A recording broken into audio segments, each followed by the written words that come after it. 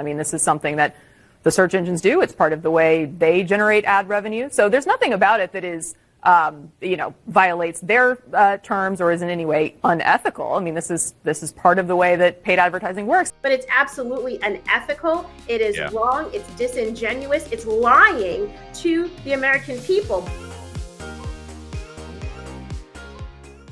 The Harris campaign has been caught cheating again. This time manipulating Google because, big tech has been so hard on Democrats lately. They got to do whatever they can to get an edge out there on Google. They've manipulated the ads to basically lie about what actual press organizations and publications are saying about them. And apparently they're not going to apologize for it. Take a look. During the break, in terms of, is this something that's normal? Is this something that campaigns have been using? How do you defend kind of the...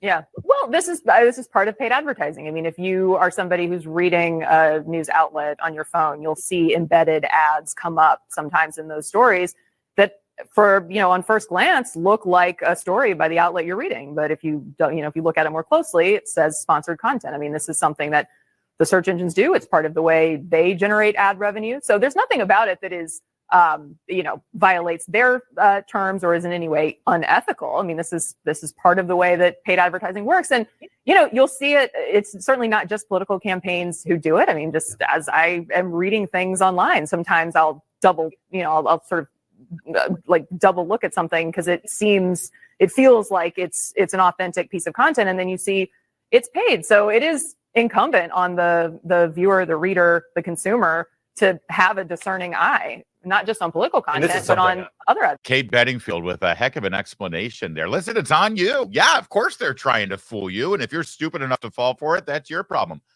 Real shock that she's a former communications director for the Biden White House.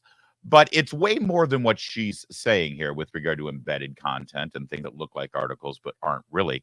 Because take a look at what these ads look like. As you can see, they're literally using the logos and names of major publications, USA Today, AP, CNN, The Guardian, CBS News, and pretending like they have written these glowing reviews of Kamala Harris's policies. That's well beyond just embedded content. That's just deceitful. That's a lie. And you just heard from a Democrat strategist. It's on you, man. If you're fooled, that's your problem. All right, guys, let's talk about this. Patrice, this seems pretty dirty. And Google has even admitted that they're going to fix this. They think it's a glitch that they were able to get away with it. But it does tell you something about the Harris campaign that they're even trying to do this.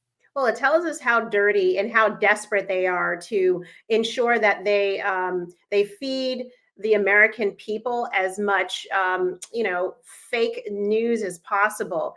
Let's think back in history when in the turn of the 20th century, you had a lot of snake oil salesmen who would advertise their products as though they were miracle oil, miracle water, miracle medicines that would treat people, when instead they would make people sick. And that kind of false advertisement is exactly what we're seeing here. Listen, if it was just about a headline being manipulated to be glowing, that would be one thing. As soon as you take the moniker, the masthead of a news agency and slap it on there, you are literally saying that this is what the news agency is endorsing, and this is exactly what they put out there. You might say it's stealing, but it's absolutely unethical. It is wrong. It's disingenuous. It's lying to the American people. But should we be surprised? Because Kamala Harris has lied to the American people, saying that her current boss is more than up to the task of being president and running for office until he was exposed that he wasn't. So let's see these news agencies stand up and say that they're going to sue, for example, or actually push back. That's when this behavior is going to stop. Patrice, it's Kamala. Please don't get me in trouble. Come on. But she makes a good point. Matt Foldy, it is pretty remarkable that CBS News and AP News and USA Today, I haven't heard anything from them. Wait, shouldn't they be ticked off that they're being appropriated this way? And clearly the Harris campaign went ahead with this because they knew, hey, if we get caught, it's not like there's going to be any price to pay. Totally true. And I think this news segment also that we watched is kind of the height of Democratic privilege. And remember these NBC, I think, its staff almost staged a mutiny when they briefly hired Ronna McDaniel to provide a minor counterpoint to the garbage that's otherwise on their airwaves. But honestly, I looked pretty closely at these ads by the Harris campaign. I saw no difference in the content of these ads than what you see from any of these websites. So I don't actually think there's really that big of a difference. These outlets are all in the tank for her, to the extent of, think about this in two examples, right? There was the absurd Time magazine cover that, would make you think that, she's a better athlete than Tom Brady, which I don't even think is humanly possible. And she didn't even sit for an interview, and they still made the cover, basically pure propaganda for her. And then it's not just that the Harris campaign was rewriting these headlines, although again, I'm not sure how different they were from the normal ones, but news outlets have been making Orwell happen, right? I mean, they have been rewriting their own reporting to Kamala Harris's benefit, right? Yeah. So that, I think, is the bigger problem than some ads on Google that, listen, Reuters, AP, ABC, NBC, all of these outlets are already in the tank for her. So I don't really think it's that big a deal that they're changing the headlines, because it's the content of their articles that's what is the Harris campaign is relying on for this propaganda for the next 90 or so days. It's a fair point, although I'm going to disagree a little bit, because there is something about these headlines, if we can bring them back up and look at it together, that I think does make a difference. And Akash, I want you to comment on this if you could, because look at what the content is. Vice President Harris's economic vision, lower costs and higher wages. Wait a minute. They're pretending like there is an economic vision. Inflation is down. Harris will lower health costs. No, those are obviously fake headlines, Akash, because that assumes that we've heard any kind of policy initiatives from the Harris campaign, that you can go to the website and actually see the plan to lower health costs. There aren't any. So not only are they pretending they're getting these news outlets to write glowing reviews about them, but they're also pretending that they have a policy that they can talk about. That's actually part of the lie here. Yeah, I mean, they're doctoring these results to make them seem like what they want people to believe about the campaign. But again, to Foldy's point, this is the kind of coverage they would get from the mainstream media anyway. The larger point here, Larry, is this kind of stuff is going to happen. It's been happening. It'll happen in the future. None of this ultimately is something conservatives can control. What conservatives can control are their tactics, their message, and their discipline. We know we don't get a fair shake from the mainstream media, and that's why us doing the hard work of campaigning and changing people's hearts and minds is entirely on us. Every one of these major institutions is against conservatives, is against Republicans.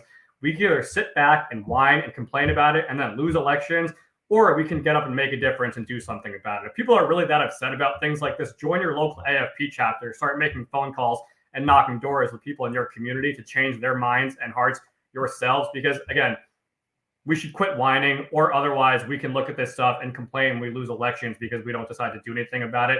The Harris campaign, of course, they're going to play these games. It's on us to make a difference and overcome this kind of nonsense, because, again, as Patrice said, it should come as no surprise. And this kind of stuff is going to continue all fall and deep into the next administration, next Congress, and next election cycle and beyond, too. That is true, but I refuse to just shrug my way through it. But that is why, one of the reasons why we love to talk to you about this, Akash, because you guys at AFP actually do put tools and resources in the hands of people, so they're not just, writing angry comments on a Facebook page. They can actually do something to make a difference.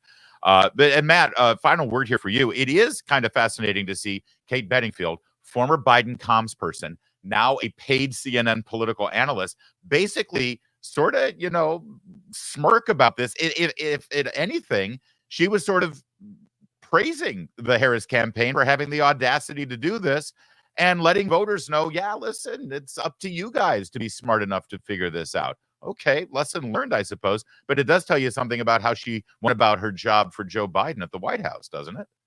Not only that, I mean, remember, Jen Psaki has a primetime show on MSNBC. So the Biden White House to primetime liberal media pipeline is very well established. And it's going to be, they're going to be obviously relying on these people to help carry their water between now and the election. It's a huge advantage that they have, obviously. And again, you think back to Ronna McDaniel being offered a job at NBC. I think she would have at least provided some insight. But the network said, absolutely not. They dumped her publicly. And instead, you get lovely insight like Kate Bedingfield saying, hey, good for the Harris campaign to treat these media outlets like garbage. I mean, if I worked at one of these outlets, I would at least be disappointed that I'm being literally used by the government as pure propaganda. But that's what they're there for.